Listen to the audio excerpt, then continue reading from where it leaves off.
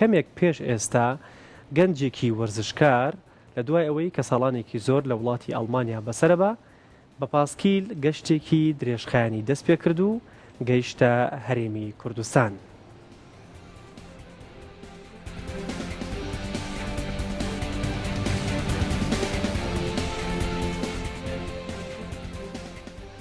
دوای تێپەڕاندنی 11 وڵات بە پاسکیل گەنجێکی کورد گەیشتەوە هەرێمی کوردستان.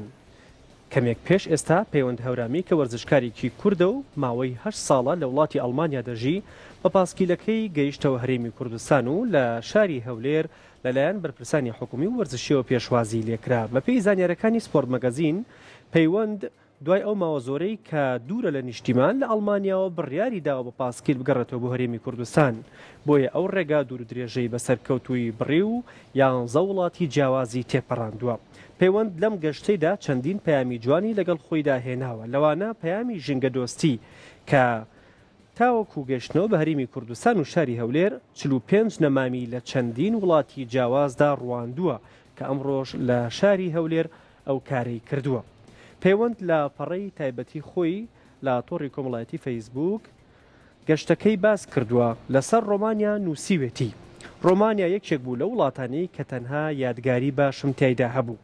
خەڵکێکی میوان دۆستی یارمەتیدەری هەیە. زۆربەیان تەنها زمانی ڕۆمانیان دەزانی. بە جۆرێک یەکترمان تێدەگەیاند.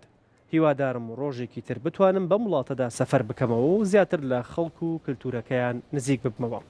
لە کاتی ئامادەکردنیم هەواڵەدا پەیوەند لە گەشتەکەی بەردەوامە و سنووری پارێزگای هەولێری بەرەو پارێزگای سلێمانی تێپەڕاندووە و بڕیارە لە زێدی خۆی کە ناوچەی هەورامانە بە کەسوکاری شاد بێتەوە. پەیوەند هەورامی پێشتر یاریزانی بالە بۆ لایەنی هەڵەبجەی شەهید یاری کردووە. ئێستاش گەشتەکەی درێژخایەنترە و نیازی هەیە کە بە پاسکیلەکەی بەرەو وڵاتانی ڕۆژهەڵاتی ئاسیا بەردەوام بێت.